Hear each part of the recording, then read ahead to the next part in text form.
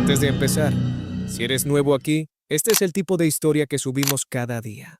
Suscríbete para no perdértelas. Miles de millones de personas creen en Él, no solo como un maestro o un líder espiritual, sino como el Hijo de Dios, alguien que caminó sobre el agua, resucitó muertos y venció a la muerte misma. Pero Big Easy nunca existió. No una figura exagerada por la tradición, no una leyenda basada en un hombre real, completamente inventado. La idea suena casi imposible de creer, pero cuando dejamos a un lado la fe durante un momento y miramos solo la evidencia, o más precisamente la ausencia de ella, aparece una imagen muy distinta a la que nos enseñaron. No una fotografía borrosa de un hombre real, un lienzo completamente en blanco. Estas son las 10 pruebas que ponen en duda la existencia histórica de Jesús de Nazaret. Antes de empezar, una aclaración importante. Lo que vas a escuchar es la postura conocida como teoría mitista, una corriente real dentro del debate histórico, pero que hoy es minoritaria. La mayoría de los historiadores, religiosos y seculares por igual, se aceptan que existió un predicador judío histórico detrás del relato, aunque rechacen los elementos sobrenaturales. Este documental presenta los argumentos más fuertes de quienes cuestionan incluso esa base. Juzga tú mismo. Empecemos por lo más básico. ¿Dónde está el registro histórico? No hablamos de textos religiosos ni de escritos de la propia iglesia. Hablamos de fuentes independientes, neutrales, del tipo que el Imperio Romano solía guardar con obsesión burocrática. Roma documentaba impuestos, censos, ejecuciones, disturbios menores en provincias lejanas. Y sin embargo, no existe un solo documento romano de la época que mencione a un hombre condenado por sedición que decía ser hijo de Dios y cuya ejecución pública, la crucifixión, era un evento común y vigilado por el propio Estado. Ese silencio no es un detalle menor. Es, según los defensores de esta teoría, la primera gran grieta en la historia oficial. El testimonio más citado para defender la existencia histórica de Jesús proviene del historiador judío Flavio Josefo, en su obra Antigüedades Judías. Pero incluso académicos cristianos coinciden en algo incómodo. Buena parte de ese pasaje parece haber sido alterado.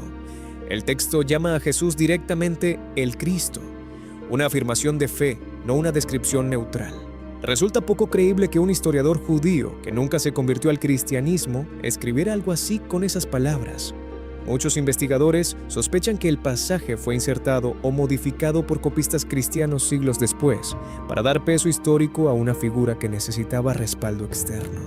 El otro nombre que suele citarse es Tácito, historiador romano que menciona a Christus en sus anales. El problema es la fecha. Tácito escribe casi 100 años después de la supuesta muerte de Jesús. Eso no es un testimonio directo. Es, en el mejor de los casos, un rumor documentado tarde, basado probablemente en lo que ya predicaban los cristianos de su época, no en una investigación propia. Es el equivalente a escribir hoy sobre un personaje de 1930 basándose únicamente en lo que la gente cuenta de él, sin ningún documento de la época. Pablo de Tarso escribió antes que los evangelios. Es cronológicamente la fuente cristiana más temprana que tenemos. Y sin embargo, en ninguna de sus cartas describe a un Jesús de carne y hueso.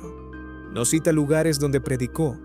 No menciona comidas compartidas, ni discípulos con nombres propios en contextos cotidianos, ni un solo encuentro físico. Habla en cambio de visiones, de revelaciones espirituales, de un Cristo que se le aparecen sueños y experiencias místicas. Si alguien te dijera hoy que conoció a una persona únicamente a través de visiones, ¿aceptarías eso como prueba de que esa persona caminó por la tierra? El relato de Jesús sigue un patrón que ya circulaba mucho antes del cristianismo. Nacimiento milagroso, sabiduría precoz, milagros públicos, muerte joven, regreso de entre los muertos, Horus, Mitra, Dioniso, distintas culturas, distintos nombres, la misma estructura narrativa repetida una y otra vez. No se trata solo de que la historia de Jesús encaje en un molde mitológico común, se trata de que encaja demasiado bien, hasta el punto de parecer una plantilla reutilizada con detalles nuevos. Los evangelios no fueron escritos por testigos presenciales, fueron redactados en griego, no en arameo, la lengua que hablaba Jesús y sus seguidores. por autores que ni siquiera firman sus textos con su verdadero nombre.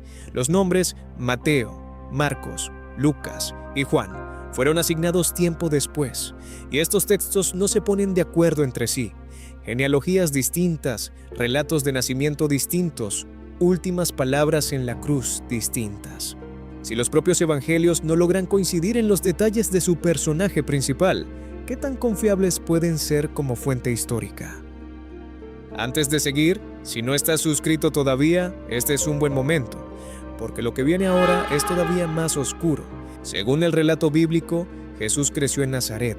El problema es arqueológico. No existe evidencia sólida de un asentamiento poblado en ese lugar durante el siglo I, la época en la que se supone que Jesús vivió allí.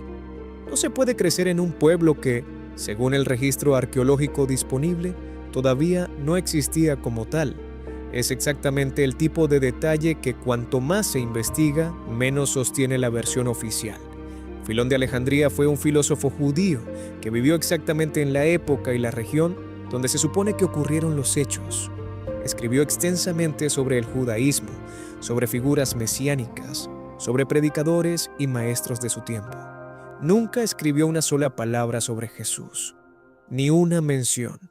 Para alguien que documentó el clima religioso de su época con tanto detalle, ese silencio no es un descuido menor, es un vacío que llama la atención. Multiplicación de panes, resurrección de muertos, caminar sobre el agua. Eventos que, de haber ocurrido frente a multitudes, deberían haber dejado rastro en algún registro contemporáneo, aunque fuera hostil o burlón. No existe ni un solo relato externo a los propios textos cristianos que mencione estos sucesos. Ningún funcionario romano, ningún cronista judío, nadie ajeno a la fe cristiana los registró en su momento. Los milagros solo aparecen en textos escritos décadas después por autores ya comprometidos con la causa religiosa que buscaban consolidar. El clímax de toda la historia, la resurrección, ni siquiera tiene una versión unificada dentro de la propia Biblia. Distintos evangelios difieren en quién llegó primero a la tumba, si había uno o dos ángeles, si el sepulcro estaba vigilado o no, si Jesús se apareció ante multitudes o solo ante un puñado de seguidores cercanos. Un hombre que vence a la muerte debería ser el evento más documentado de la historia antigua. En cambio, no hay un solo registro romano, ningún documento oficial, ninguna fuente independiente. Solo relatos internos, escritos por creyentes para creyentes. Ninguna de estas 10 pruebas por sí sola resulta definitiva, pero juntas dibujan un patrón difícil de ignorar. Silencio, donde debería haber registros. Contradicciones donde debería haber consenso, y una estructura narrativa que se repite en religiones y mitologías mucho más antiguas que el propio cristianismo. Quienes defienden esta postura no dicen que la fe carezca de valor, dicen simplemente que una afirmación histórica necesita algo más que creencia, necesita evidencia. Y en el caso de Jesús de Nazaret, esa evidencia, según esta teoría, nunca terminó de aparecer. Vale la pena repetirlo. Esta es una postura minoritaria, no el consenso de la historiografía académica. Pero conocerla y conocer sus argumentos es parte de entender por completo una de las figuras más influyentes y más debatidas de la historia humana. La pregunta queda abierta, y quizás esa sea precisamente la parte más incómoda de toda esta historia. Si llegaste hasta aquí, ya eres parte de los que buscan la verdad detrás del mito. Suscríbete y sé el primero en ver el próximo video.